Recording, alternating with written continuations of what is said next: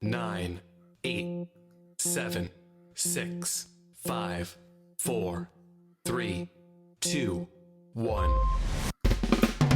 Discussing everything about the afterlife and spirit world. Coming to you all the way from Ireland, it's Sandie Byrne. This is Sandie, host of the Life After Life podcast. I want to invite you to become a patron of the podcast. For just €5 per month, you will get ad-free content, video episodes, exclusive events and discounts throughout the year as a thank you for your support. Check out the link to my Patreon page in the description box attached, or go to Patreon and search for Life After Life with Sandie Byrne. Hey guys, and welcome to another episode of Life After Life with me, Sandie Byrne. And this is episode number 105 of the podcast, but it's episode number 10 of our summer snippet series, where I'm releasing shorter episodes over the summer, just answering your questions about mediumship and the whole life after death process, as best I can from my personal experience with spirit. Okay, so in this episode, I want to address 3 questions in one because the answer is very similar to all of them, okay? So the first question is, does somebody die, or can somebody die too soon? Can they die before their time? Can they die too young?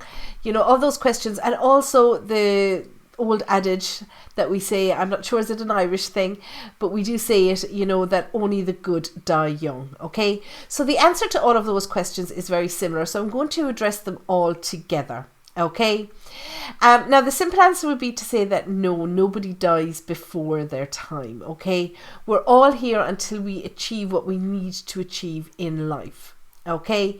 So fundamentally, I do believe in reincarnation, okay? I do Pythagorean numerology. Pythagoras also had a huge belief in reincarnation. And our belief is that we keep coming back here, now by choice, okay, that we keep coming back here until we achieve a level of spirituality that we need to achieve in order to progress to the next stage in the afterlife. Okay, so be that becoming, you know, a spirit guide, an ascended master, whatever it might be.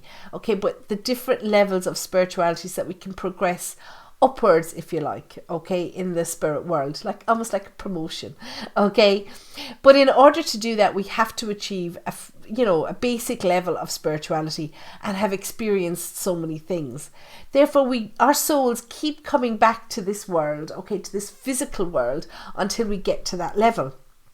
Okay, so it depends where we are in our development, okay? I mean, is this my first time here? Is it my 200th time here on earth? You know, I won't know obviously until I return to the spirit world, until I, you know, regain all my memories of my past lifetimes, okay? But even somebody who is here for a very short time, okay? So let's take, for example, a baby maybe that has passed on. I hope this isn't triggering for anybody. If you've suffered such a loss, I really do send my sympathies. But I'm taking, for example, you know, a baby that dies young, maybe through illness, cot debt, whatever, okay? We always say, you know, what was the point in them being here? You know, why did they, you know, why was I gifted this child for such a short period of time?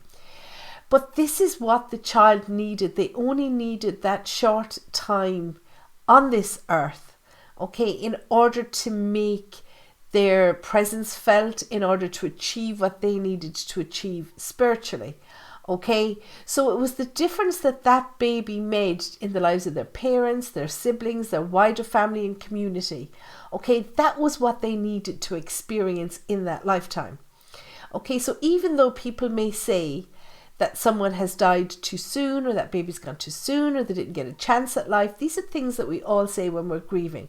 But if we look at the bigger picture, that baby was much more developed as a spiritual being than someone, say, who has been here 70 or 100 years or whatever. It doesn't mean that they're a better person, okay? It just means that this was what they needed to achieve in this lifetime. In another lifetime, that baby's soul may have been in the parent who lost a child very young. So in this way, that soul has now experienced both sides of that terrible event, okay, and therefore is better placed to help somebody as a spirit guide who maybe has dealt with a similar experience, okay? Now, maybe somebody lives here to 106 years of age. That doesn't make them a bad person. It just means that they needed to be here in order to experience what they needed to experience. You know, be that maybe everyone around them, their whole family, you know, being the last one in their family to leave this earth. Maybe they lost a child of their own. Maybe, you know, they needed to experience ill health or long life, because that's bringing something else to their spiritual journey, something that they will be able to use to help other people when they become spirit guides, okay?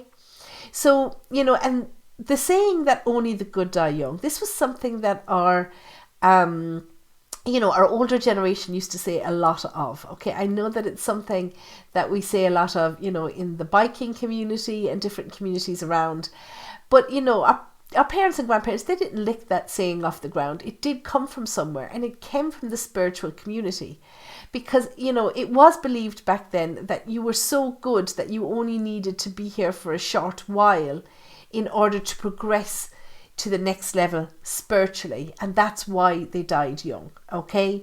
So maybe the likes of me, you know, and the older generations, maybe we're not such good people.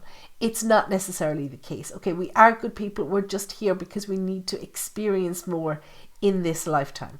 Okay, so I hope this has given you some insight. You know, on a personal level, I've made no secret of it. I've lost 6 babies. Okay, now those babies have come back to me, not even as a medium, but as, you know, a parent who has been receiving a medium reading from another medium. You know, those children have come back to me because, you know, my fundamental belief is, whatever your own belief is, that even the baby in the womb has a soul and has a spirit. And they have come back and they have told me, you know, and told me such things, but give me such insights into life and into, you know, my other loved ones that have passed to spirit. Okay. But just even, you know, from that baby being, you know, those babies being in my womb, you know, I've lost babies at all stages of pregnancy. And, you know, just them being with me for those few months, that made such a difference to me, to my husband, to my other children, you know, to the wider family, my community, you know, just even them helping me through those difficult times. Okay, so that's what those children needed to experience and to give to me and, you know, their family and community in order for them to progress to the next level of spirituality.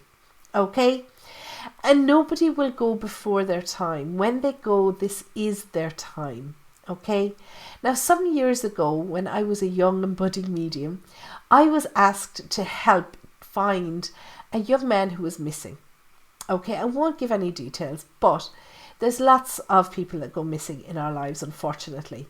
And this young man was missing for several days, and his family asked me to, you know, see if I could tune in and to find out what had happened. Okay, now we did. I won't go into detail with what happened, but I did connect with another family member, not the young man himself in those early days, but another family member who explained to me that that young man was just called home. Okay, it just so happened that on that night he was called because he'd achieved what he needed to achieve in life, and he was called back to the spirit world because he had more work to do over there. Now, I'm sure that did not bring any peace to his family, who mourned here for him, and I'm sure continued to mourn to this day. This was some years ago. However, you know, it got me thinking about the whole process, and I meditated on it a lot, and I spoke to my spirit guides about it and asked for guidance on it.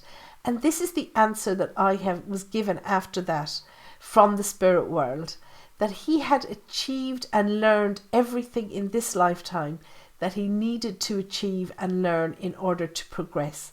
And he was now moved on to the next stage. Okay. I also had a friend, and I've posted about her before, and she was a young budding medium as well, and we had spent a week together doing a mediumship course in London. okay? And we came back from that program and she died just a couple of weeks later, very suddenly. It was a bleed on the brain, okay? But she had received some signs during our week on this mediumship program that she was ready to progress to the next stage. Now, us being young at the time, both assumed that these signs all meant that she would, in the near future be working as a full-time medium, because she was just working part-time as a medium but full-time in her other job. And, we assumed that this was a positive sign for her. She'd asked for this sign and she really got an amazing sign during that week. She actually had a spirit manifest in front of her to tell her that she was ready now to move on to the next stage.